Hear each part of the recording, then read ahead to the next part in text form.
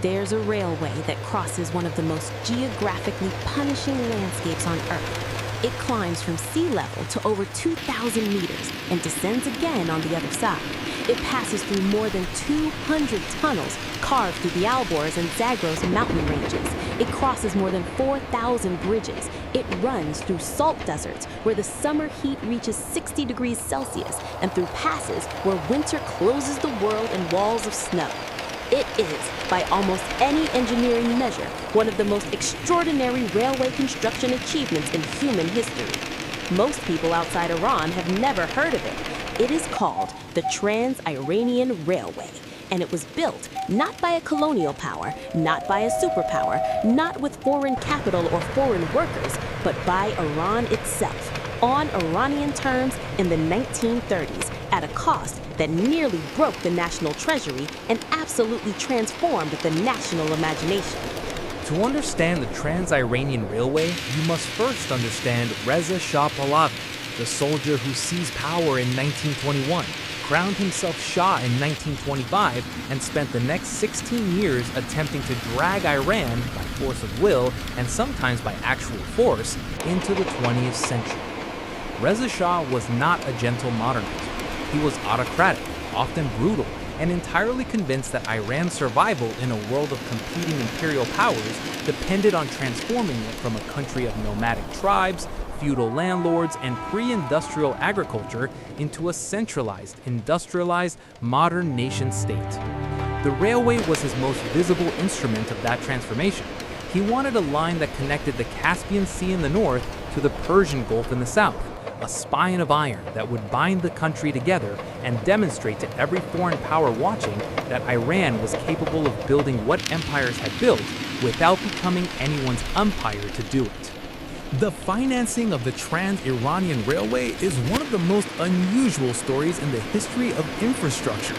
Reza Shah refused to take foreign loans to build it. He had watched what happened to countries that borrowed from European powers to build railways, Ottoman Turkey, Qajar Iran itself under the previous dynasty, and seen how the debt became leverage, how the leverage became concession, how the concession became control. He would not do it.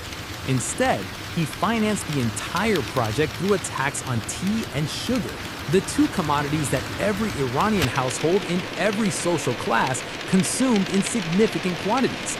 Every glass of tea drunk in Iran between 1927 and 1938 contributed a fraction of a rial to the railway fund. The railway was built cup by cup across 11 years by the everyday consumption of the people it was meant to serve. The engineering of the Trans-Iranian Railway was contracted to an extraordinary international consortium, not to a single imperial power which would have created dependency, but to companies from 12 different countries, deliberately divided so that no single foreign interest could dominate the project. American firms built some sections, German firms built others. Danish, Italian, Czech, and Swedish engineers worked on different parts of the line simultaneously. The result was a project of such complexity that coordinating it required a degree of organizational sophistication that Iran had previously not demonstrated at this scale. And Iran demonstrated it. The railway was completed in 1938. It ran 1,394 kilometers from Bandar Shah on the Persian Gulf to Bandar Shah on the Caspian Sea, through terrain that experienced railway engineers had initially called impossible to cross. The British and Soviet invasion of Iran in 1941, Operation Countenance, was launched in significant part because of the Trans-Iranian Railway. Iran had declared neutrality in the Second World War, but the Allies needed the railway. Specifically, they needed a supply route to the Soviet Union that bypassed the Atlantic, where German submarines were destroying Allied shipping at catastrophic rates. The Persian Corridor, the route through Iran using the Trans-Iranian Railway to move American Lend-Lease supplies from the Persian Gulf to Soviet forces, would eventually carry almost 5 million tons of war materiel to the Soviet Union. Stalin later called it the Railway of Victory. The railway that Reza Shah built to resist foreign control was, almost immediately, the instrument through which foreign control was reimposed. Reza Shah was forced to abdicate. His son, Mohammad Reza Shah, was placed on the throne, and the trains kept running, now under Allied management, carrying the freight of a war that Iran had not chosen to join. There is a quality of the Iranian landscape that the railway reveals in a way that no road can fully match. Iran is not one landscape, it is many landscapes compressed into a single country. The lush, green forests of Gilan on the Caspian coast, where the humidity makes everything grow at a rate that feels almost tropical. The volcanic peaks of the Alborz Range, snow-capped even in summer. The central plateau with its salt flats and sand deserts, and the ruins of ancient cities visible from the train window. The dramatic gorges of the Zagros in the west. The date palm valleys of Khuzestan in the south. The Trans-Iranian Railway crosses all of these. A passenger on this train in a single journey experiences more climatic and geological variation than most railway journeys on Earth can offer. The train does not just connect north and south, it demonstrates, in movement, what Iran actually is. The Islamic Revolution of 1979 changed almost everything about Iran. The Shah was overthrown. The government structure was replaced. The economy was restructured. Foreign relationships were severed or inverted. But the railway kept running.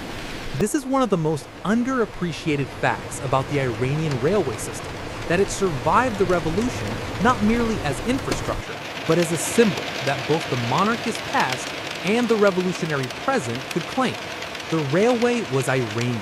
It was built by Iranians, financed by Iranians, engineered in its coordination and management, if not always its technical execution, by Iranians. The revolution did not need to reject it, it needed only to rename it, to fold it into the new national narrative, and to continue operating it as evidence that Iran's capacity for self-determination predated and would outlast any particular government. The Islamic Republic of Iran Railways, RAI, Raja and Persian, inherited a network that was already one of the most geographically challenging railway systems in the world to operate, and has since expanded it significantly. Under the Islamic Republic, the network has grown from approximately 4,500 kilometers in 1979 to over 13,000 kilometers today. New lines have been built into regions that the original Trans-Iranian did not reach. The Tehran Metro, begun under the Shah and completed under the Republic, is one of the largest metro systems in the Middle East. The railway has been used, as Reza Shah intended, as a tool of national integration, connecting the Kurdish Northwest, the Arab-speaking Southwest, the Azerbaijani Northeast, and the Baluch Southeast into a single national transport network. The train is one of the few things that the Shah's vision and the revolution's vision share without contradiction. Sanctions have shaped the Iranian railway in ways that are visible to anyone who looks closely. The locomotives hauling freight and passengers on Iranian tracks are often old, American diesels from before the revolution, kept running by Iranian engineers who long ago lost access to original spare parts and have spent 4 decades developing their own. There is a word in Persian, taraf, that describes a complex social practice of elaborate courtesy and ritual politeness. But there is another quality in Iranian engineering culture for which there is no single clean word in English: the capacity to improvise, adapt, and maintain under conditions of constraint that would defeat a system that had never learned to operate without access to the global supply chain. Iranian railway engineers have kept locomotives running that by any standard maintenance schedule should have been retired decades ago. The sanctions did not stop the trains. They made the engineers extraordinary. The Tehran railway station, Ra-Ahan Station, is one of the great railway stations of the Islamic world and one of the least celebrated in international architectural discourse.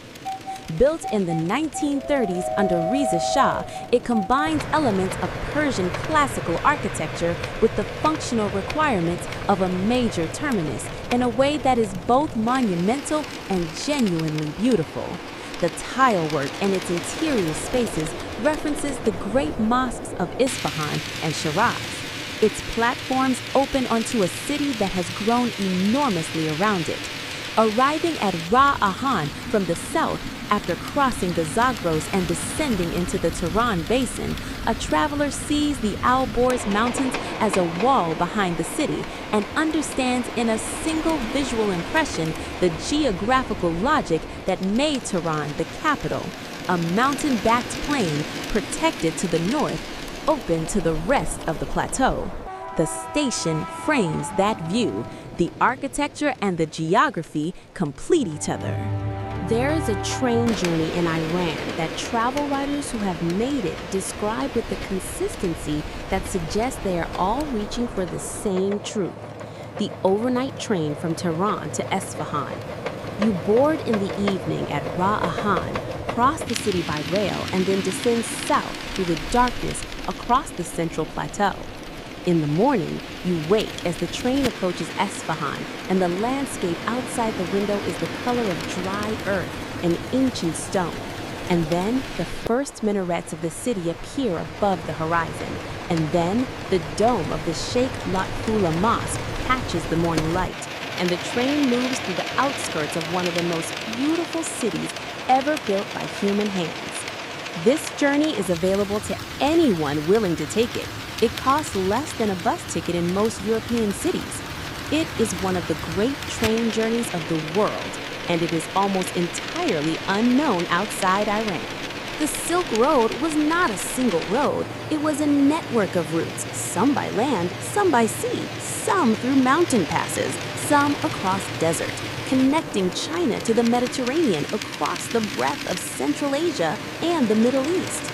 Iran sat at the center of that network. For more than 1,000 years, the caravans of the Silk Road passed through Persian territory, and Persian cities, Samarkand, Nishapur, Ray, Isfahan, were the great nodes of the network, where goods and ideas and people were exchanged, transformed, and sent onward. The Trans-Iranian Railway and the expanding rail network that has followed it is in some ways the 21st century reconfiguration of that ancient centrality. Iran's railways now connect to Turkey in the west, to Central Asia in the northeast, to Pakistan and the emerging connections toward China in the east. The Iron Road is reconstructing in steel and diesel what the caravan routes established in leather and silk millennia ago. There's a project that has been discussed, planned, and partially begun that would make the Iranian Railway a central node in one of the most ambitious infrastructure initiatives in modern history, the China-Pakistan-Iran corridor, and its connections to the broader Belt and Road network. If these connections are completed, a container from Shanghai could travel by rail through Central Asia, into Iran, across the Trans-Iranian Railway and the expanding southern network to a Persian Gulf port, and from there to East Africa or South Asia by sea. The journey that once took months by caravan would take days by rail. Iran's geography, which has always been its strategic blessing and its geopolitical burden, would become, in this scenario, the crossroads of a new global logistics network. Whether sanctions, politics, and the complexity of regional relationships will allow this vision to be realized is a different question. The geography argues powerfully for it.